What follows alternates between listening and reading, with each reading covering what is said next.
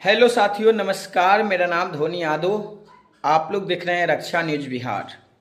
और आप सभी से आज धोनी यादव कुछ बात करने वाला है, जो कि बिहार में सरकार गिर चुकी है और फिर से सरकार बन भी चुकी है।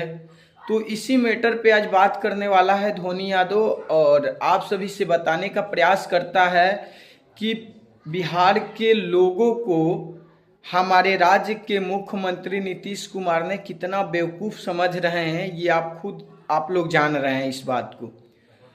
तो हम ये बोलना चाहेंगे कि इस पे भी कोई नियम कानून बनना चाहिए। जब मन जब सरकार गिरा दो, जब मन जब सरकार बना लो, हैं, इस पार्टी से उस पार्टी में चले जाओ और बिहार के लोगों को बेवकूफ़ बनाओ। ये कहीं ना कहीं गलत है। और ये अगर ऐसा होता रहेगा ना, तो हमको लगता है कि बिहार में कभी